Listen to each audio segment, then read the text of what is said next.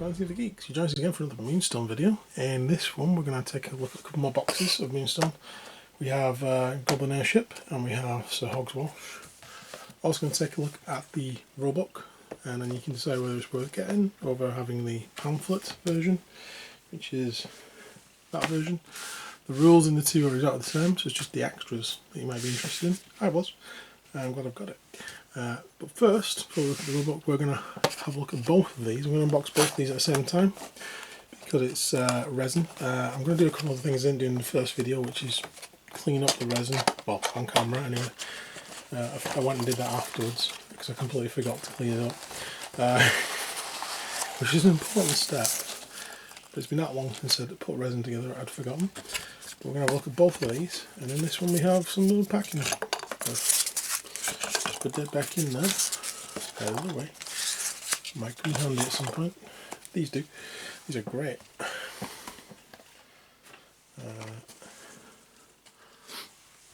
So the Goblin Airship we get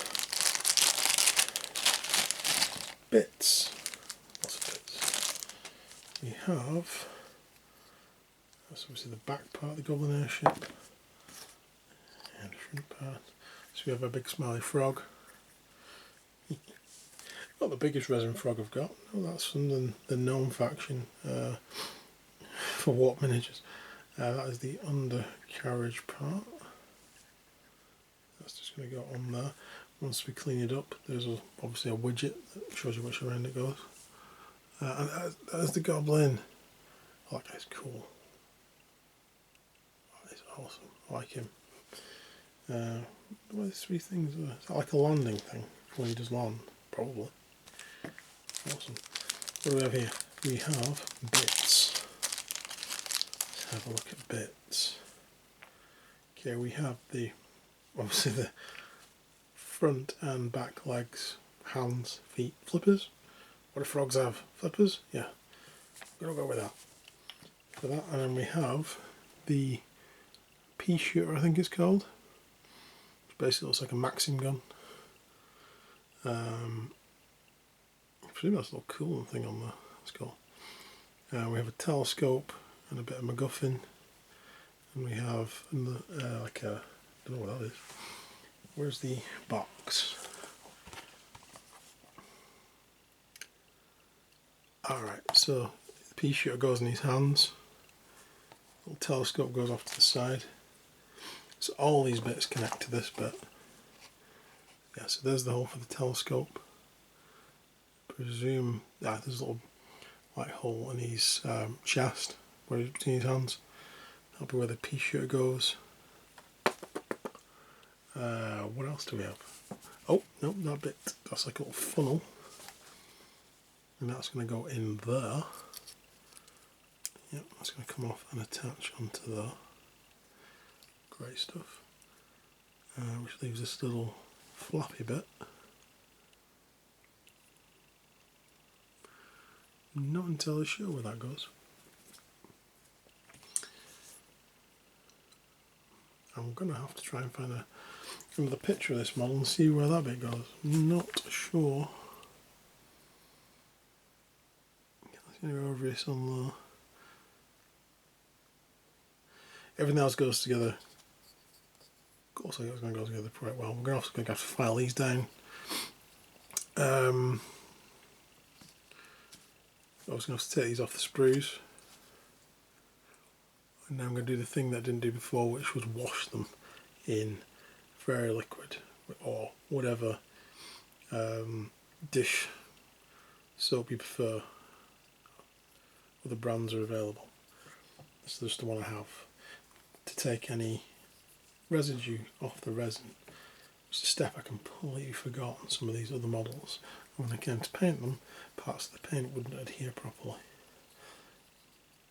Because parts of the actual undercoat wouldn't adhere properly to certain areas where there's obviously been something left on there. Some of that happens with resin models, and sometimes when you pick up they feel greasy. Sometimes you pick up they feel dry. These ones feel dry, no grease at all. So I was like, oh yeah, that should be fine. But there was obviously spots that hadn't gone over with a fine tooth comb, and that is one of the ways to do it, actually scrub it with an old toothbrush. which is what I'll do. It'll go off any extra flash as well. This looks pretty good though, I can't see any extra on this. But one of the best ways is to give it a good scrub, especially any kind of resin. Don't do it too violently because stuff like this can break off. But we're going to give this a good clean up. And find out where that little bit of material goes. Not seeing it on here.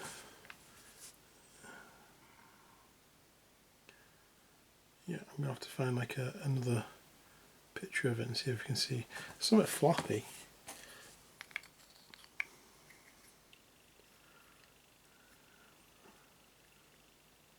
I wonder if it goes there. Like over the butt flap. I don't know. I'm laughing at maybe it does. Yeah, it fits together pretty well. It's just a case, that bit fits together really well actually. It's just a case of getting rid of all these bits which have obviously been cut off, sprues themselves. Those need filing down. File, wash, stick. Let's have a look at what else we get. Oh, that's interesting. One thing I do hate is having to pull these cards out of stuff like this. I mean, it keeps them sort of like, it stops them from being clean, but it really drags along the edges. So we have, if we look at the card, we have a base. It's a 40mm base by the looks of it. And we also have one of these. I haven't seen one of these in a long time. I can't remember the last time I saw one of these. Games Workshop used to have these all the time. These were what I remember being the flying bases. Originally in Games Workshop, these you've never seen them. Presume that's to give that something to stick into, which is very thoughtful of them, by the way, because when you just get this you're like, what the hell do I do with that? So then you have to model stuff up. It's very thoughtful of them to give you this, to be honest. I don't know if I'm going to use it because I probably will build the base on. I'll think maybe I will, maybe I won't use it. Maybe I'll just use it for now to prop it up on. But that will go in there. One thing I do sometimes, depending on how heavy a model is magnetise flying models. Why? Because quite often these are quite brittle and will snap. So the first time you knock it, it'll fall over, snap, and then you, oh my god. I mean, it's not the end of the world, you can pin it, but quite often what I do is I'll just magnetise it. If it's not too heavy, if I've got a strong enough magnet, I've definitely got magnets that'll fit in there, but whether they'll be strong enough to hold up this whole contraption, maybe not. I might just pin it. The other option is to make a bigger hole there, put a bigger magnet on there, solid it on, hide it. There's a few things you can do. Not to say what I'm going to do yet. I need to know how heavy this is once. It's because resin's really light, but there's a lot of it, and it all being on this one point, it's a bit unstable. Right, so that's me blithering on. The Goblin airship itself, no melee, no range, arcane 3, +2 to evade, so it's really easy to hit. Up and away, so you can move over all terrain and other models during a jog and step action, provided it doesn't end the movement overlapping anything. Cannot take harvest actions or melee actions. Cannot be targeted by melee actions, and does not engage enemy models or become engaged by enemy models. It does not block line of sight or provide cover or suffer from falling. When targeted by arcane actions, this character does not benefit from cover. Has ramshackle armour, so reduce all magical damage by 1. Now it's got sticky tongue, which is this thing on the front.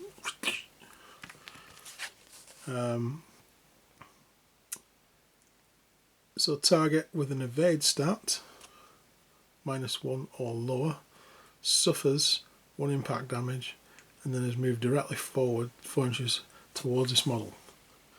Or there's pea shooter, which is kind of the reason you get it.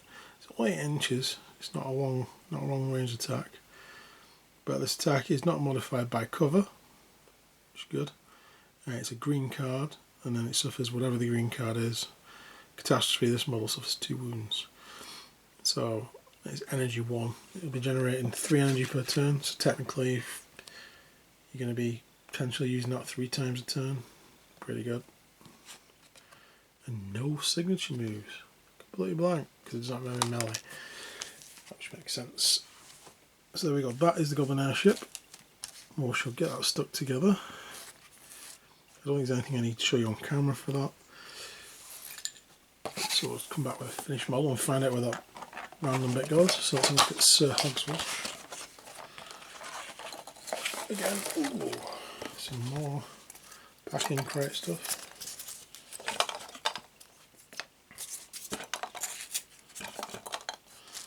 Another one of these. Great.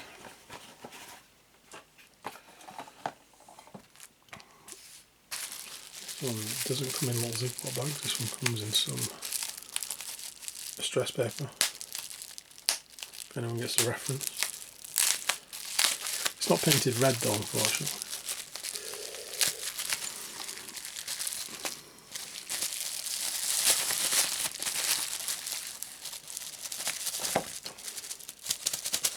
There we go. Right. So we have a main body. We have our head of the boar, we have a head of the guy, and we have the top end of a spear. The bottom end of the spear is there, and that will just slot in there. I thought for a minute that was broken, but no, it does, that's where it goes. It slots in there, even a little groove as to where the handle is, so that little notch is. So that should go in really well. So again, we'll give this a bit of a wash, make sure there's no residue on it. It feels the same. Feels completely dry. I'm really sus though. So I am gonna wash them and stick them together and come back. Now what I'll do with the bases is the same thing I did with the other bases. I didn't show that on camera last time, but somebody did ask me how I made the cobblestone bases.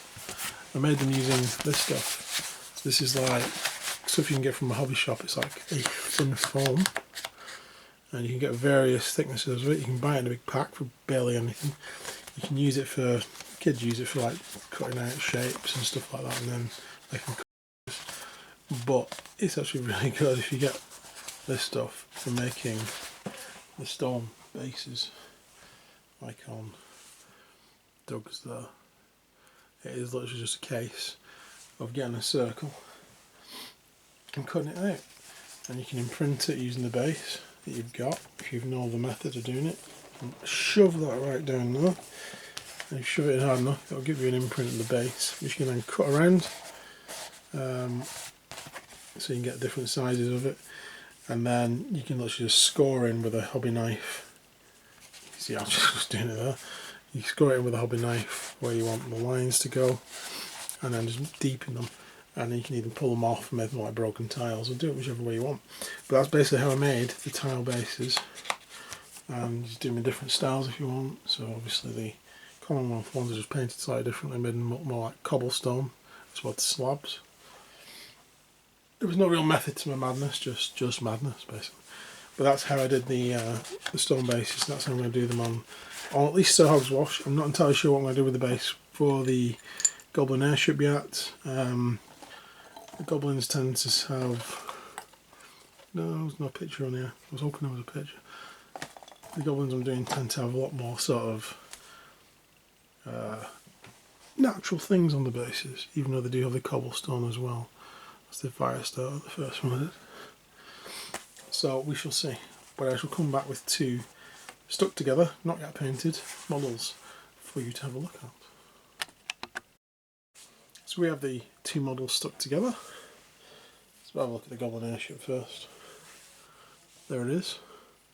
Pretty awesome.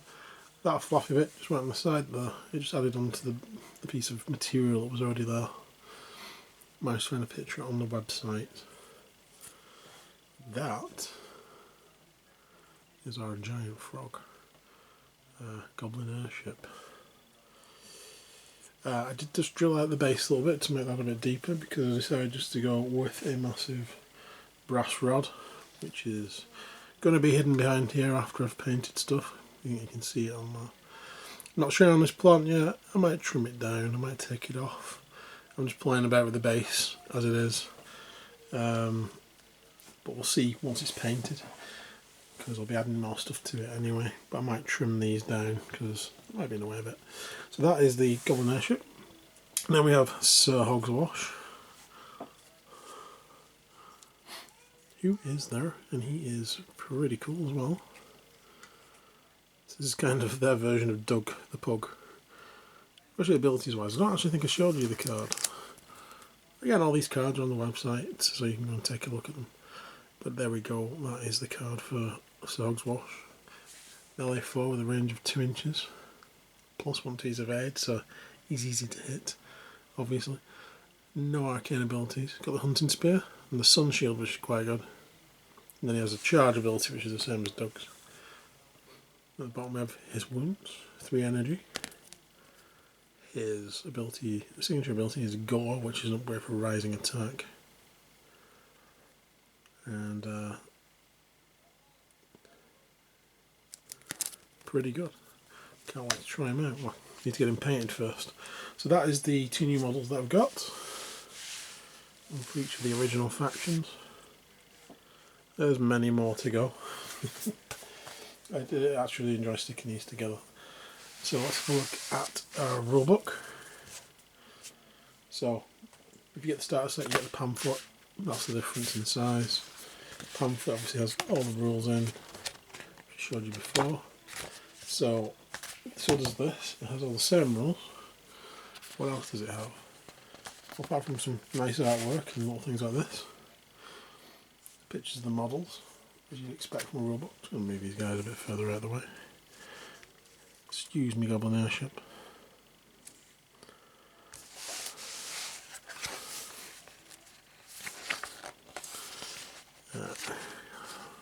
Move through the book. So you get a nice map. This is quite near where I live, because I live not so far from Southport, and Southport's down there. So I think I must live somewhere around Darkwood. It kind of feels like it. Joking aside, it's a nice little map. Then we have the timeline, which you normally get in Fantasy Realms. It's quite a good read. I'm not going to spoil it for you. I'm just going to show you what you're getting here. You get some nice little one-off stories. Some of the stories aren't actually one-off, some of them are continuous. We get the game rules, which is exactly the same, just a bigger version, easier on the eyes, especially for old people like me. It's always handy to have more than one copy of the rules anyway, because when you've got 2 people there, you can both be looking through rules for things. Although, to be honest, the rules in this are quite slick, to be honest. Not really, once I've read through them, very, very little to reference. There are some things on there on like the terrain. And falling and jumping, which I've not sort of like got into yet. Cover saves, and then we're on to something like Bumbletown, which is it Bumbleton? I think that's the one of the old cities, if I remember correctly. We have the details about Melee, whichever you want to call it.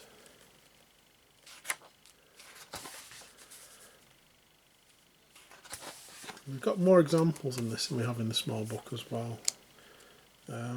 So if there's any sort of confusion, there's a few more examples to clarify things, which is quite good. Then we've got Ales of the Unexpected. Good joke, I like it. And we have another little picture there, followed by another little story. It's all nice little world building and background building. A lot of it's sort of individual stories. Kind of reminds me of Malifaux a little bit. Like a light version. We have some story scenarios, so these are the scenarios in the book. So these follow through as part 1, 2 and 3 and so on. But these do slightly different things, give you slightly different stories. Some of them not quite as balanced as just playing a competitive game, but that's the whole point, it's a story game. Ambushing, for instance. Go home, you're drunk.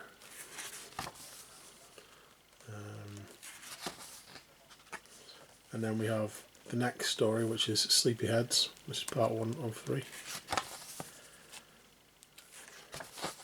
So while the scenarios are numbered, they are all parts of different little stories. And we have a double-headed giant format, and so on. Don't want to spoil any of it, but there's a little thing about Moonstone tournaments there. I believe campaigns are in the second book. But then we also have some information on each of the little characters. Sometimes some of these little poems, some of these are just little stories, very short stories. One of the cool things is at the top it tells you the hobbies of each individual. For instance, Doug the Flatulent is digging up bones, jousting, and games of name that smell. So it has all the rules and obviously the signature moves as well in bigger format. Beaky Bobby, mixing potions, healing the sick and infirm, for a fee of course, and peering through the windows of human children's bedrooms. Not creepy in the slightest. So we have the original 2 factions in here. We have the True Dominion and the Commonwealth. And all the little stories and little poems in some cases, like I said. He's cool models, like that one. That just screamed Labyrinth. I think it was one of the original models, obviously inspired by that. And maybe some gnomes in the future. Might get some gnomes. These guys are pretty cool. Mama Gimbal, Braddock. The gnomish airship, of course.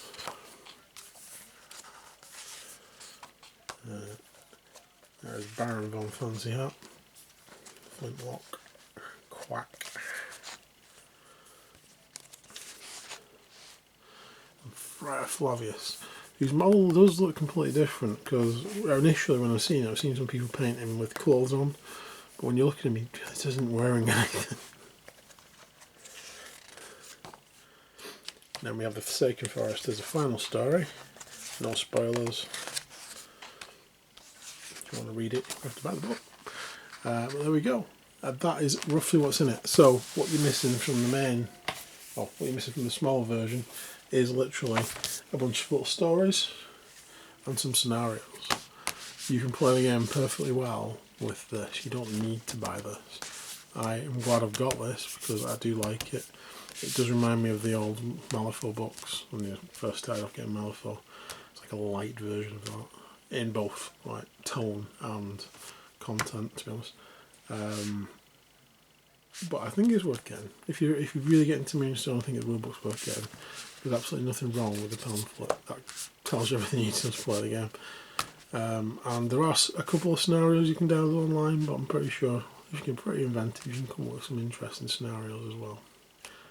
So that is this video on Moonstone. I'm not sure what we'll be getting next. I need to go and paint up, obviously, the Goblin airship and Sir Hogswash.